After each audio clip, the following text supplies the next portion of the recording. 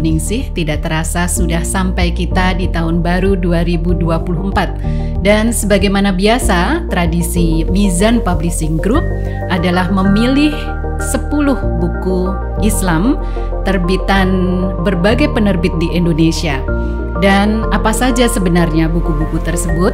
Selain itu juga dibalik itu apa kriteria ataupun juga tujuan dari pemilihan buku-buku Islam itu, kita akan tanyakan langsung kepada salah seorang kuratornya yang tak lain dan tak bukan adalah Presiden Director dari Mizan Group, yaitu Dr. Haidar Bagir. Assalamualaikum Mas Haidar. Waalaikumsalam. Apa kabar?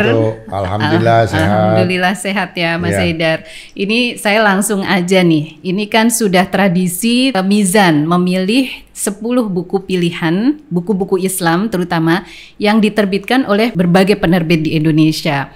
Nah, kira-kira tujuan dari pemilihan buku-buku Islam ini apa Mas Haidar? Ya, tradisi ini sebetulnya kita mulai sejak 2 tahun lalu, jadi ini tahun ketiga pertamanya 2021, 2022, sekarang 2023. Berasal dari satu keprihatinan yang sebetulnya sudah lama, melihat bahwa meskipun bukan tidak ada gunanya, meskipun bahkan besar manfaatnya, kecenderungan penerbitan buku Islam di Indonesia ini mengarah jauh lebih banyak secara tidak seimbang kepada buku-buku how to, buku-buku self-help, ya, buku-buku populer.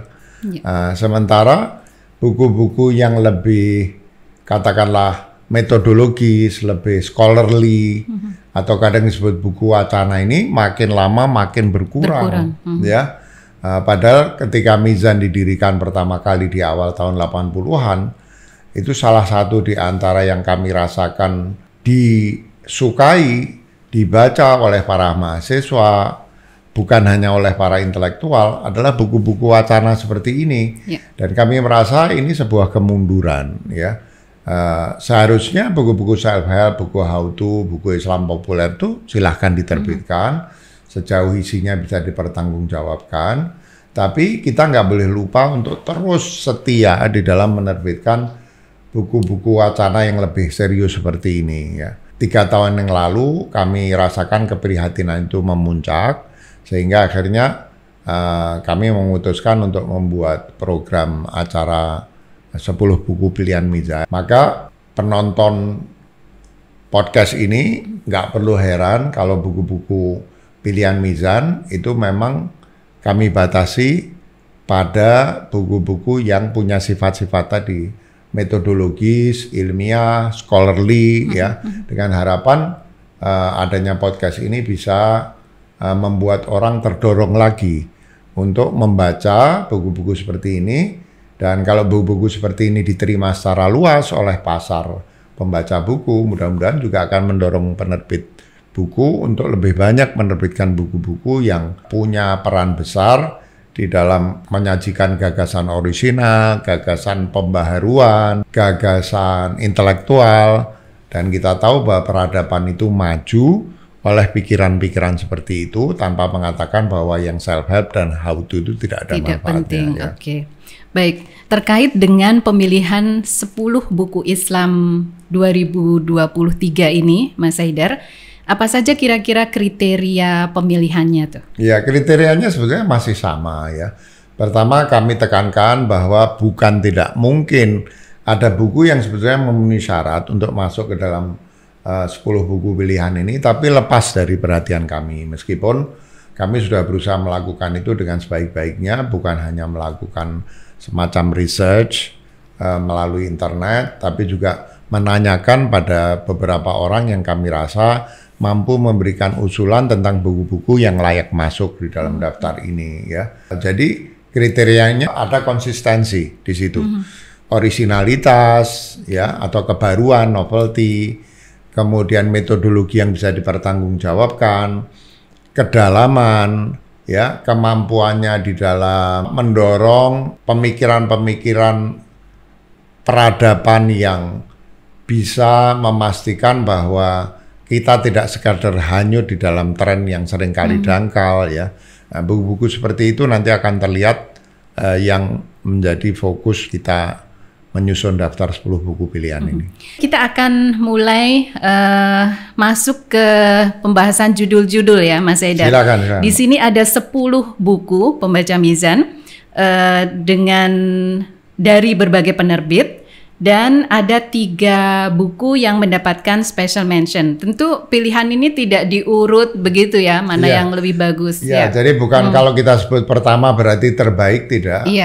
Jadi ini urutannya betul-betul arbitrer gitu ya. Tapi kualitasnya secara keseluruhan bisa dianggap setara gitu. Ya, baik, kita akan masuk ke pilihan ke-1 ya, bukan buku nomor 1, tetapi pilihan pertama yaitu Daulat Kebudayaan oleh Irfan Afifi. Ini sebuah buku yang penulisnya termasuk kalangan muda ya, diterbitkan oleh penerbit Tanda Baca. Nah, kenapa buku ini terpilih, Mas Haidar? Ya, jadi Mas Irfan Afifi ini sangat khas dan termasuk manusia langka menurut saya yang melakukan research tentang pergumulan atau tepatnya penerimaan subjudul buku ini Jawa dan Islam dalam sebuah pertemuan ya. Mungkin kadang bisa disebut pergumulan, tapi biasanya pergumulan itu kalau pergumulan budaya itu menghasilkan sebuah pertemuan, kadang disebut sebagai akulturasi. Jadi Mas Irfan Afifi ini memang penulis langka, unik, peresearch yang menunjukkan, jadi selama ini mungkin budaya Jawa atau kebatinan kadang disebut sebagai penyimpangan terhadap Islam. Tapi Mas Irfan Afifi dengan researchnya menunjukkan bahwa sebaliknya dari merupakan satu penyimpangan, budaya Jawa yang menjadi budayanya Mas Irfan Afifi ini justru adalah bagian dari pertemuan antara kejawaan dan keislaman ya. Nah, buku Daulat Kebudayaan ini sebetulnya mengungkapkan gagasan-gagasan dasar Mas Irfan Afifi tentang kebudayaan ya, yang unsurnya ada 2, yaitu unsur ketuhanan dan unsur kemanusiaan. Yang unsur kemanusiaan itu juga tidak lepas dari ketuhanan karena Mas Irfan Afifi ini percaya bahwa kebudayaan itu lahir dari fitrah manusia, fitrah ciptaan Tuhan yang merupakan bangunan kemanusiaan. Sehingga apa yang datang dari bawah itu bukan merupakan penyimpangan yang datang dari atas, tapi keduanya itu berasal dari sumber yang sama dan kemudian bertemu. Budaya Islam Jawa itu sebetulnya merupakan hasil sebuah pertemuan antara wahyu dan budaya Jawa yang selain tentu dalam perjalanannya juga dipengaruhi wahyu, tapi dia muncul dari fitrah kemanusiaan itu sendiri ya. Jadi kemunculan budaya itu sebenarnya juga dibimbing oleh unsur ketuhanan begitu betul, ya. Menarik. Buku selanjutnya adalah buku terbitan Rene Book ya, berjudul Islam dan Evolusi, Imam Al-Ghazali dan Paradigma Evolusi Modern. Ini menarik karena selama ini kan memang ada teori yang sangat tajam begitu ya, yang sangat mengakar begitu ya, yang dipercayai oleh masyarakat banyak. Ya, jadi buku ini pertama punya sifat yang sangat rigorous, ditulis dengan serius, dengan ketat, ya berdasarkan pemahaman keislaman yang cukup oleh penulisnya dan orisinal juga karena selama ini kan teori evolusi Darwinian itu sering dianggap bertentangan dengan agama. Meskipun itu sebetulnya merupakan konsekuensi umumnya yang ditarik oleh orang lain dari pemikiran atau researchnya Darwin gitu ya. Nah, buku ini memaparkan pemikiran Asy'ari lewat salah satu tokohnya yang paling besar, yaitu Imam Ghazali. Kita tahu bahwa pemikiran Asy'ariyah itu berbeda dengan Mu'tazilah, menekankan pada karsa ilahi ketimbang karsa manusia, bahwa sebetulnya kehidupan ini sepenuhnya diatur oleh Tuhan gitu ya. Dan moralitasnya itu moralitas yang bersifat teologis, bahwa yang baik itu yang dianggap baik oleh Tuhan. Sementara Mu'tazilah mengatakan bahwa kebaikan itu universal, keburukan itu universal manusiawi gitu ya. Nah, kemudian sedikit juga dibahas tentang teori atomisme Mu'tazilah gitu ya. Dan ini ada hubungannya dengan pandangan Asy'ariyah yang juga diungkapkan oleh Imam Ghazali tentang persoalan kausalitas ya. Kalau di dalam Asy'ariyah itu ketika sesuatu kejadian terjadi setelah kejadian yang sebelumnya, itu bukan kejadian sebelumnya menciptakan kejadian yang selanjutnya, tapi itu persoalan keterdahuluan. Sebetulnya dalam filsafat ilmu empirisme itu juga kurang lebih ada kemiripan seperti itu ya. Nah, jadi kalaupun teori evolusi ini dianggap bertentangan dengan gagasan tentang intelligent design dan lain sebagainya, kebetulan kalau kita melihat gagasan Asy'ariyah sebagaimana diungkapkan oleh Imam Ghazali, tidak ada persoalan intelligent design di dalam Asy'ariyah ya. Sehingga kalaupun teori Darwin itu ditarik sehingga berarti bahwa dia bertentangan dengan gagasan intelligent design seperti yang diungkapkan oleh kaum agamawan, dalam kasus ini tidak ada pertentangan itu gitu ya. Itu kira-kira secara sangat ringkas. Jadi buku ini idenya orisinal, ditulis dengan sangat rigorous sehingga sangat layak untuk menjadi salah satu buku pilihan kita. Baik, selanjutnya adalah buku yang berjudul Relasi Mubadalah Muslim dengan Umat Berbeda Agama. Saya kira ini juga satu yang menarik ya, karena itu pastinya relevan dengan kondisi masyarakat kita yang Bhinneka Tunggal Ika begitu ya. Dan sesekali masih ada letupan-letupan terkait dengan hubungan umat berbeda agama ini. Ini ada istilah mubadalah gitu ya, kira-kira angle-nya di situ Mas Haidar, apa nih kira-kira? Jadi resiprositas ya, mubadalah itu artinya kesalingan. Selama ini kan ada gagasan tentang keunggulan. Jadi sebelumnya gagasan mubadalah atau qiraah mubadalah, bacaan resiprokal ini muncul dalam hubungan dengan kesetaraan gender, laki-laki dan perempuan. Tokohnya ada Rif'at Hasan, ada Aminah Wadud dan lain sebagainya. Bahwa sebetulnya berdasarkan gagasan mendasar Islam tentang tauhid dan kesetaraan gender, sebetulnya apa yang dianggap baik atas perempuan itu juga harusnya dianggap baik pada laki-laki. Apa yang menjadi kewajiban perempuan juga menjadi kewajiban laki-laki. Prinsipnya harus memenuhi kesetaraan yang diturunkan dari prinsip tauhid dan keadilan. Ya, nah itu ide awal apa yang disebut sebagai qiraah mubadalah. Di sini oleh Kiai Faqih ini diperluas sehingga resiprositas ini bukan hanya antara gender, tapi juga dalam hubungan kemanusiaan, termasuk dalam hubungan antar agama.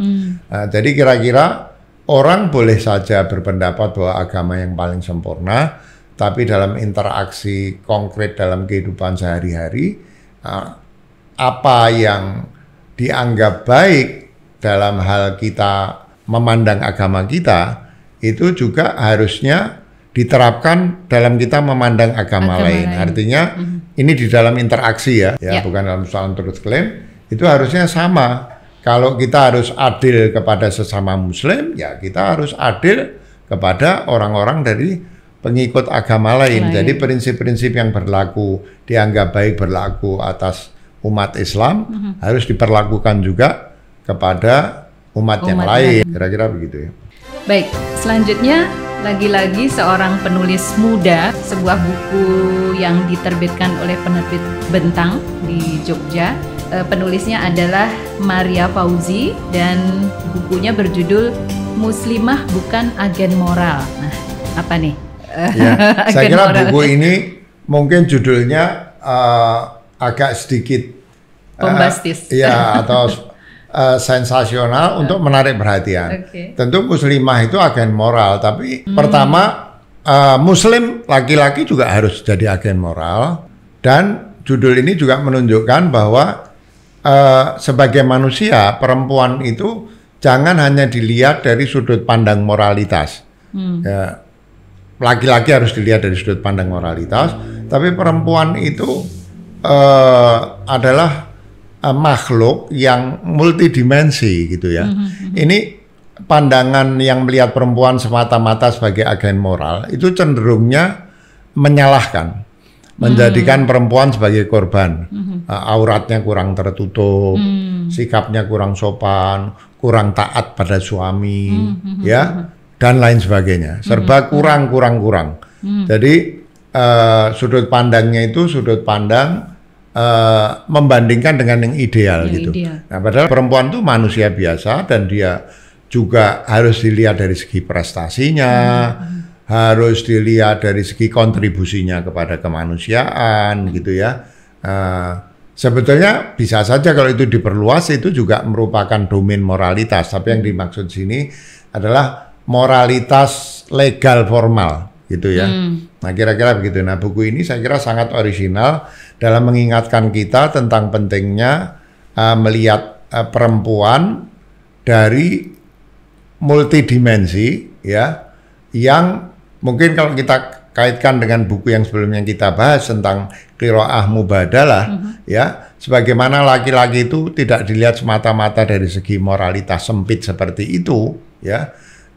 Laki-laki itu kan dilihat sebagai pemimpin, sebagai manajer, sebagai pendidik. Nah, perempuan juga begitu ya, sehingga tidak mereduksi perempuan yang sebetulnya sama seperti laki-laki punya berbagai dimensi menjadi semata-mata sebagai, kalau boleh saya katakan, agen moral yang cenderung dilihat sebagai mengandung bakat untuk melakukan keburukan. Di dalam Islam kan ada pandangan perempuan itu fitnah, ya. Nah, saya kira itu yang dicoba dikoreksi dengan buku Muslimah sebagai agen moral nih. Ya, ini kalau tadi Mas Haidar menyebut bahwa judulnya agak dibuat sensasional begitu ya.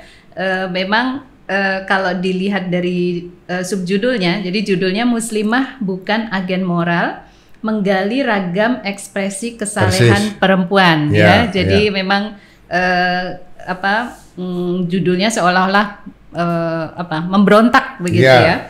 Kalau mau lengkap mungkin bisa Muslimah bukan hanya agen moral. Gitu. Dan saya kira judul begini penting supaya dibaca. Toh kalau orang membaca, nah tapi kalau orang hanya membaca judul, ya mungkin dia salah paham loh. Kok Muslimah bukan agen moral? Iya, gitu ya. Dan kalau dari subjudulnya berarti ekspresi kesalehan perempuan itu akan ada di berbagai domain itu tadi termasuk di dunia kerja, di dunia pendidikan, banyak sekali gitu. Oke. Baik, selanjutnya buku dari penulis muda, lagi-lagi ini sekali lagi sangat menggembirakan. Pilihan Mizan tahun ini banyak sekali memunculkan penulis-penulis muda. Zunli Nadia menulis buku berjudul Perempuan dalam Periwayatan Hadis. Ini penerbitnya Bildung. Ya, antara otoritas dan kepentingan. Ya, ini menurut saya sangat penting. Satu, untuk kekayaan khazanah keilmuan Islam sendiri tidak dibatasi hanya pada laki-laki. Kedua, memang saya melihat ada kecenderungan percakapan keilmuan Islam ini didominasi oleh laki-laki, ya.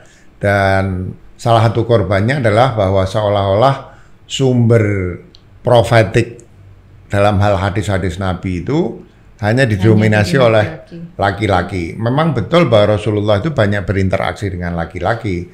Tapi pertama, menarik sekali ini 3 buku ini berturutan ya, bahwa ada yang disebut qiraah mubadalah itu, menekankan pada pentingnya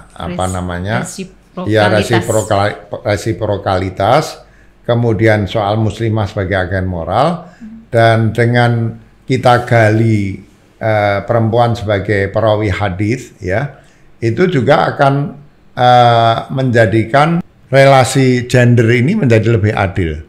Sumber, karena kan sunnah itu antara lain kan bukan hanya apa yang disampaikan Nabi, apa yang dipraktekkan, apa yang dibenarkan Nabi.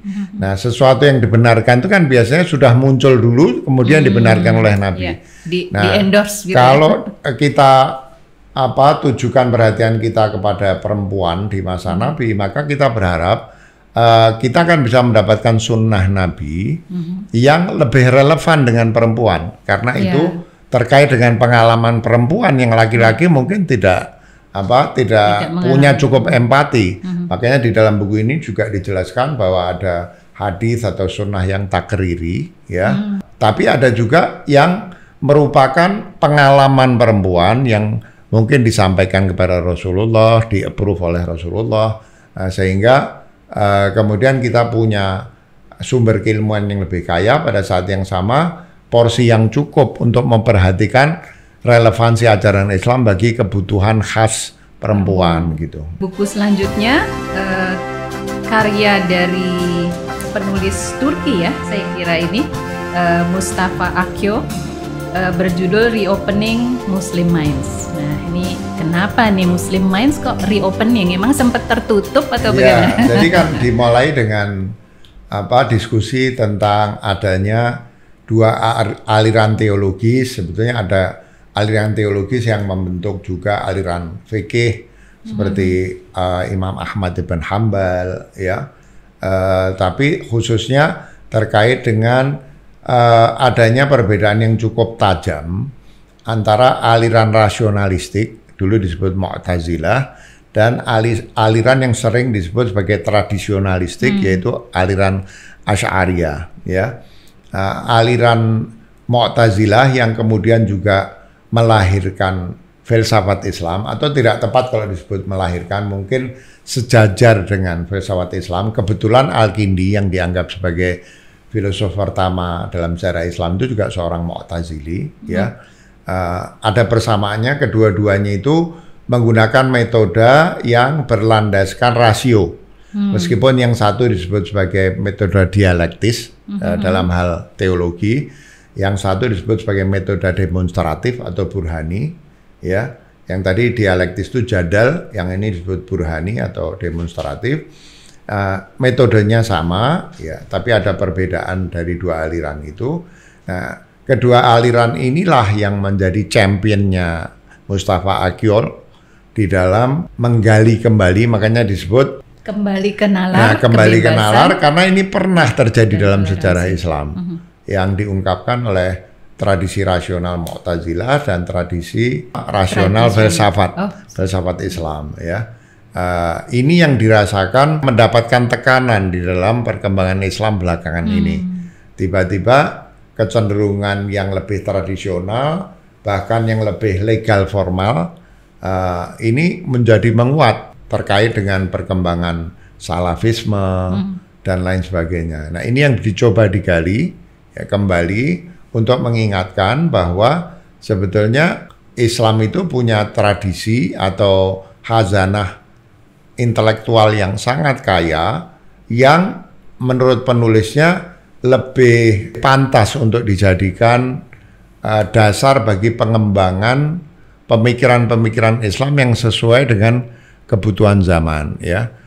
Saya membayangkan betapa sulit orang-orang seperti Mustafa Akyo untuk memberikan menanamkan ataupun menyampaikan gagasan-gagasan seperti ini, ya. Setiap kali harus berbenturan dengan mungkin prasangka-prasangka soal penyimpangan dan sebagainya. Pada kenyataannya penulis ini memang selalu mendapatkan hantaman akibat pemikiran ini. Padahal orang tidak harus menerima semua juga gitu, ya.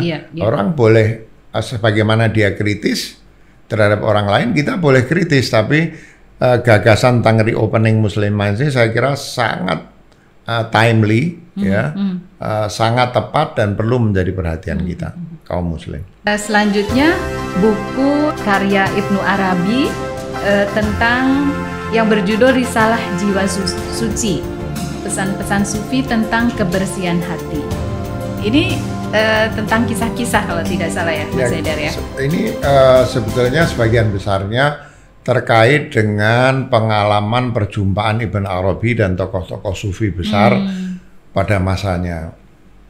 Ada juga di awal-awal itu pembahasan tentang para tokoh Islam di zaman Nabi atau bahkan pada nabi-nabi sebelumnya, yang dari mereka bisa ditarik berbagai pelajaran sufistik tentang kesabaran, tentang penyangkalan diri, hawa nafsu maksudnya, ya, kemudian tentang kehidupan yang simple, ya. Nah, itu diungkapkan di dalam buku ini, dan buku ini adalah salah satu buku penting Ibn Arabi yang relatif lebih aksesibel untuk orang banyak, gitu ya.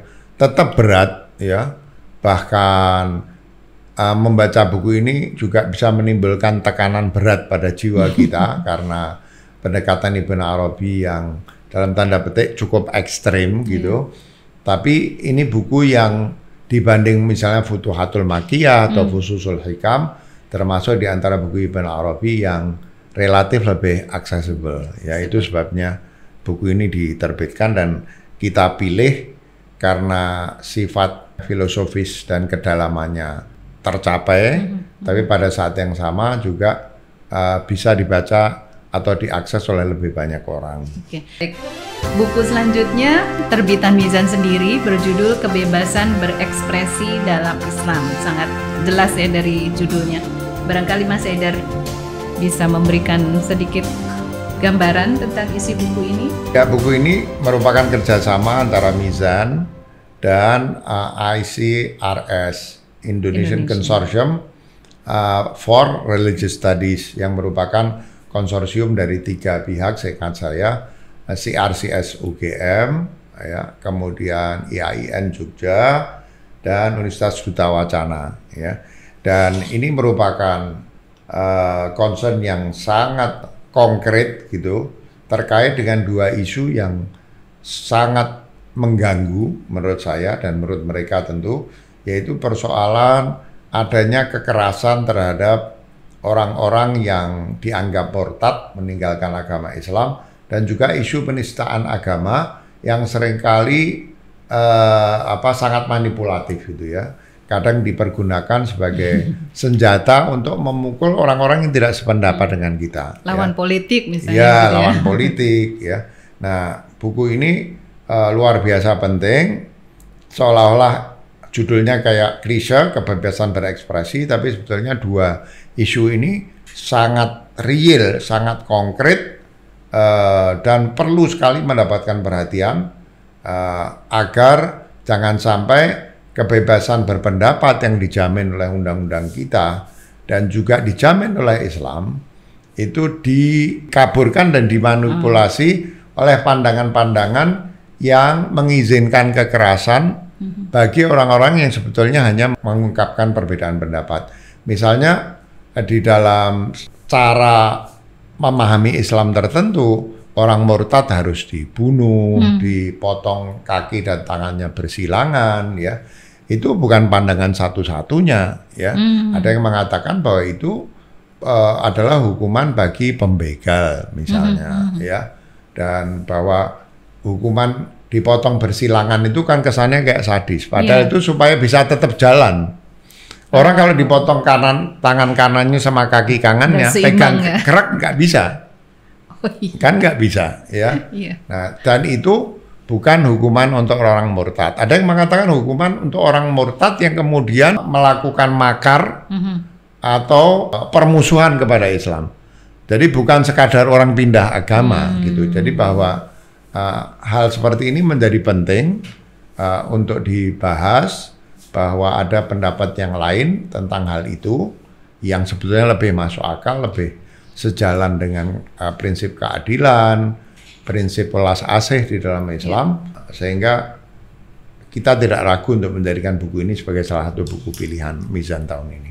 Buku selanjutnya diterbitkan oleh Mizan juga, itu berjudul Inspirasi untuk Dunia, Islam Indonesia dalam Perspektif, yang dieditori oleh Profesor Komarudin Hidayat dan Pak Ahmad Gaus AF.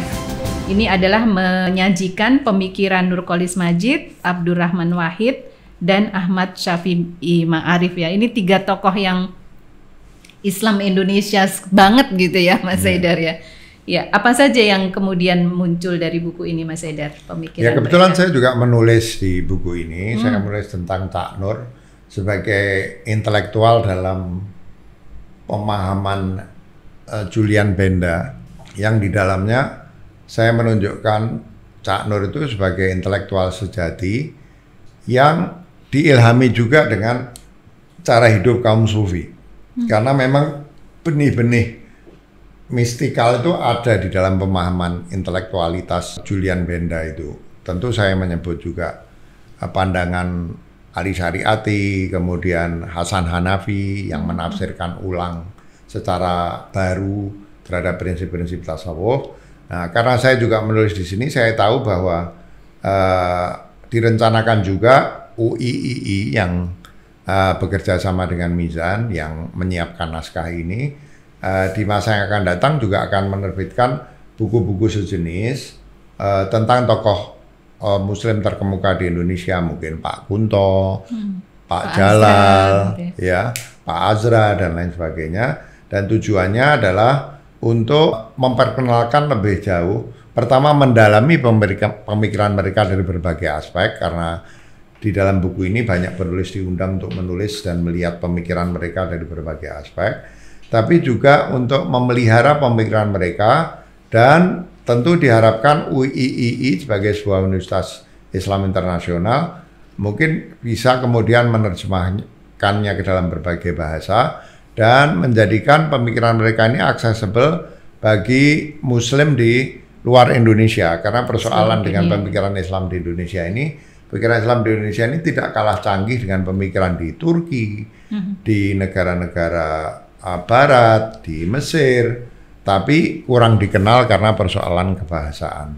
Kira-kira inilah isi bukunya, dan memang bagi yang membacanya akan melihat mungkin dan menemukan banyak khazanah terpendam dari pemikiran ketiga orang ini yang baru dieksplorasi di dalam buku ini. Ya. Menarik saya kira ya, pemikiran-pemikiran beberapa tokoh Indonesia tentang Islam yang Indonesia. Buku selanjutnya itu diterbitkan oleh Yayasan Obor Indonesia, sebuah buku biografi dari Snok Horgonye. Nah, kenapa ini dipilih? Ini kan tokoh yang sudah zaman sejarah saya di SD ya, sekolah dasar ya, mengenal Snok Horgonye. Kenapa Mas Haidar ini dipilih? Justru karena banyak dibicarakan mungkin secara tidak lengkap, ya.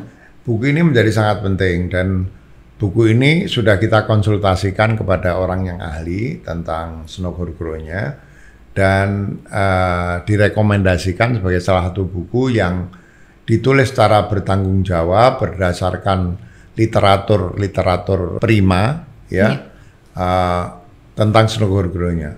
Dan yang menarik, meskipun ini bukan buku pertama yang menyinggung apa yang ingin saya sampaikan setelah ini, Snok Horgonye digambarkan secara lengkap sebagai tokoh yang meskipun jelas kesetiaannya kepada Belanda, ya, dan banyak membantu Belanda, termasuk di dalam upaya yang sangat sulit untuk memadamkan perlawanan Aceh misalnya. Sebenarnya Snok Horgonye ini bukan sepenuhnya tokoh antagonis seperti yang mungkin secara oversimplifikasi sering diungkapkan orang, bahwa dia tokoh jahat misalnya, mau merusak Islam, ya. Bahwa dia memang loyal kepada pemerintah Belanda, dia orang Belanda, mungkin dia punya pikiran untuk apa, atau dia punya keyakinan bahwa pemerintah Belanda ini punya niat baik juga kepada Indonesia. Kita ingat juga bahwa misalnya dalam sejarah kita diajarkan tentang politik etis.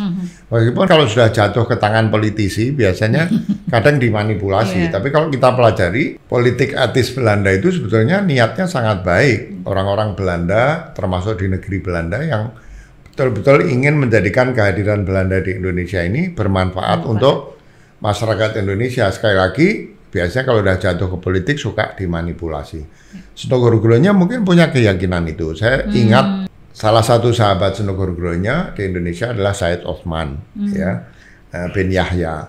Itu kan juga dianggap tokoh antagonis. Kita tentu kritis melihat Snok Horgonye, melihat Said Osman, ya.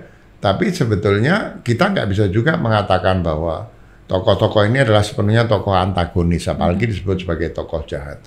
Misalnya ketika yang saya ketahui, ketika di Aceh misalnya, Senogoro-Goronya itu melihat bahwa sesungguhnya yang ini pandangan Senogoro-Goronya ya, saya bukan ahli sehingga saya nggak berani berpendapat bahwa ada semacam raja-raja kecil di Aceh yang sebetulnya juga bukan raja-raja yang mikirin masyarakatnya, yang menjadi salah satu basis dari kekuatan perlawanan di Aceh menghadapi Belanda.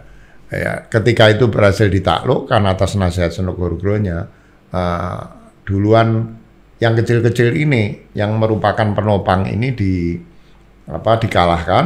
Setelah dikalahkan, Belanda juga menyponsori munculnya kerajaan-kerajaan kesultanan kecil yang dianggap lebih kondusif bagi pengembangan masyarakat Aceh. Sekali lagi, ini perspektif penulisnya. Saya bukan ahli, saya tidak tahu benar salahnya, tapi saya hanya mengungkapkan itu dengan tujuan untuk menunjukkan kepada calon pembaca buku ini bahwa ada perspektif yang menarik juga, yang mungkin lebih adil kepada Senogoro-Goronya yang diungkapkan dalam buku ini. Jadi orisinal juga bukunya ya. Ya, kita sampai ke buku, tadi kita sudah membahas 10 buku Islam pilihan Mizan, dan kita sampai pada 3 buku special mention. Kenapa nih ada special mention nih Mas Haidar? Jadi begini, meskipun harus saya katakan bahwa kami mendapati dari tahun ke tahun itu jumlah buku yang memenuhi kriteria untuk masuk dalam 10 pilihan itu makin kurang, tapi juga jumlahnya masih lebih dari 10.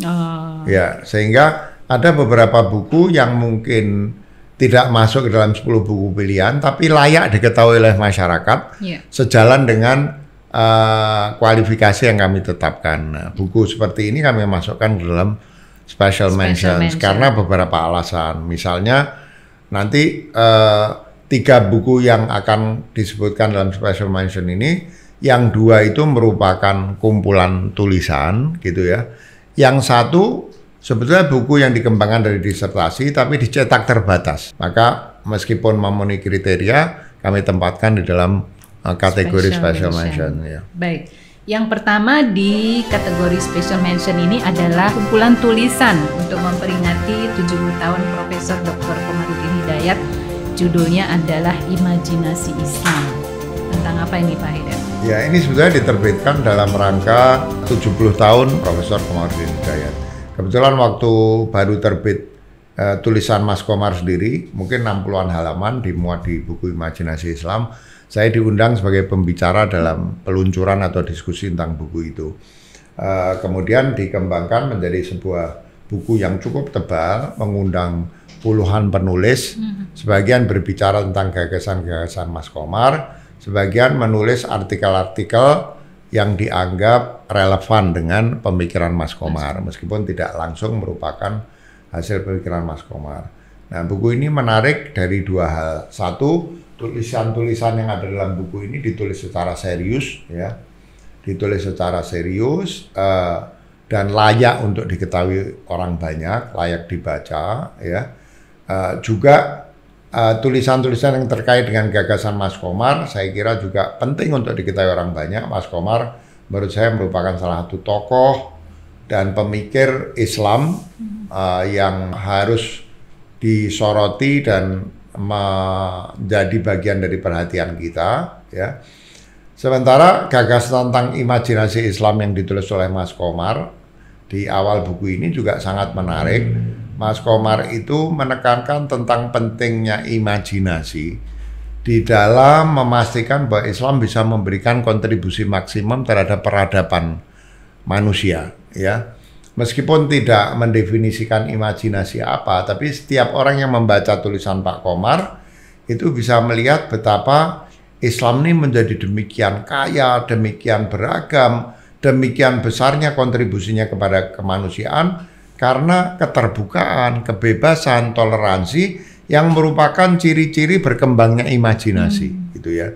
Nah, sehingga Mas Komar di sini berusaha mengajak yang lain untuk mengeksplorasi masa depan Islam dalam kerangka memberikan kontribusi kepada peradaban dan kemanusiaan dengan cara yang terbuka, dengan cara yang menghargai sains, dengan penghargaan terhadap keberagaman, terhadap toleransi, ya, dan di dalamnya banyak bahan-bahan kesejarahan yang menopang gagasan Mas Komar tentang pentingnya pengembangan imajinasi di dalam mendorong Islam untuk menjadi kekuatan peradaban dan kemanusiaan. Dan memang kreativitas itu biasanya bertumpu pada imajinasi. Bahkan pemikir seperti Ibn Sina itu mengatakan bahwa ciptaan Tuhan itu sebenarnya imajinasi kreatif dari Tuhan gitu ya. Nah, ini yang berusaha ditekankan sehingga buku ini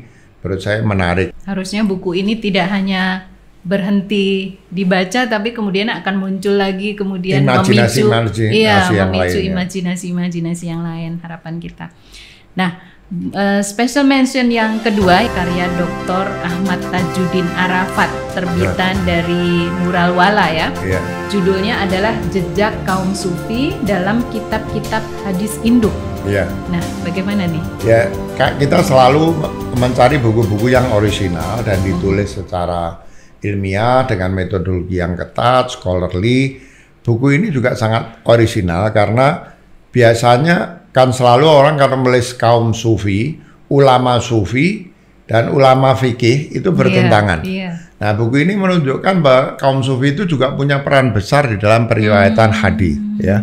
Jadi sangat orisinal dan ini awalnya merupakan disertasi sehingga bisa dijamin ini ditulis secara metodologi, secara rigorous, secara ilmiah sehingga layak sekali untuk dipilih di dalam senarai buku pilihan Mizan ini untuk menarik perhatian masyarakat agar mau menelaah dan membaca buku ini. Ya.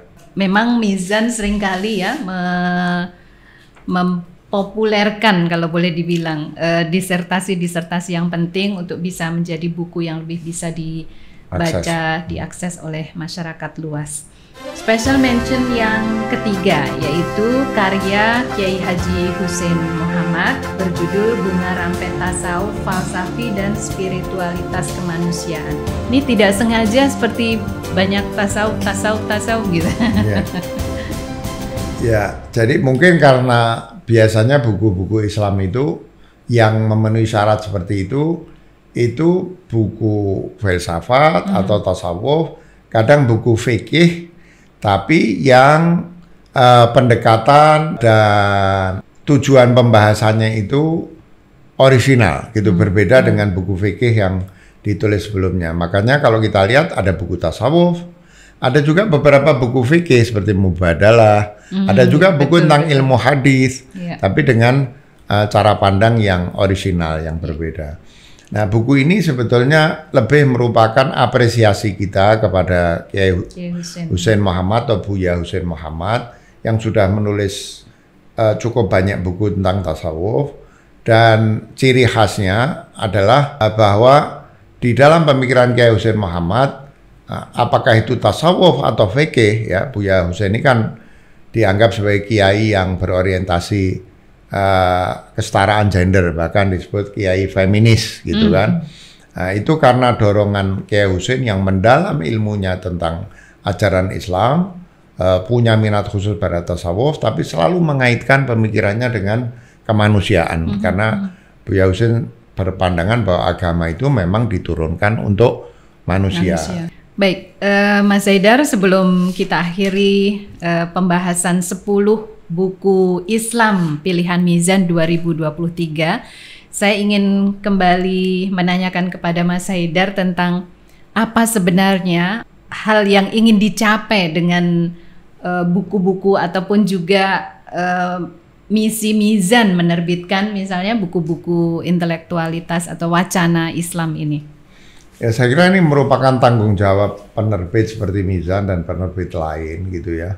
Bahwa penerbitan itu juga punya aspek bisnis ya. Aspek bisnis itu bukan berarti kemudian kita meletakkan bisnis di atas segalanya ya. Bahwa kita perlu memperhatikan aspek bisnis supaya survive. Mizan ini misalnya umurnya sudah 42 tahun sekarang, dan tidak mungkin Mizan mencapai umurnya sekarang kalau tidak mementingkan aspek bisnis. Tapi pertama, bahwa Mizan itu didirikan. Kebetulan saya yang mendirikan, saya udah tua sekarang, dengan idealisme untuk betul-betul bisa memberikan kontribusi pada pengembangan pemikiran Islam yang progresif, yang terbuka, yang toleran, ya. Karena itu kita punya tanggung jawab, ya, punya tuntutan untuk tidak melupakan penerbitan buku-buku seperti ini. Dan karena Mizan tahu bahwa dalam hal ini Mizan tidak sendirian, banyak penerbit lain, kadang penerbit besar, kadang penerbit kecil, yang juga punya idealisme yang sama, maka menjadi tugas Mizan untuk terus mempromosikan buku-buku seperti ini, agar sebaliknya dari makin merosot, ada semangat baru untuk mau menerbitkan buku-buku serius, scholarly, metodologi seperti ini di masa-masa yang akan datang, sehingga fungsi penerbit untuk katakanlah mencerdaskan kehidupan bangsa itu betul-betul bisa diwujudkan dengan baik. Amin. Ya, pembaca Mizan, demikian tadi pembahasan kita tentang daftar 10 buku Islam 2023 pilihan Mizan.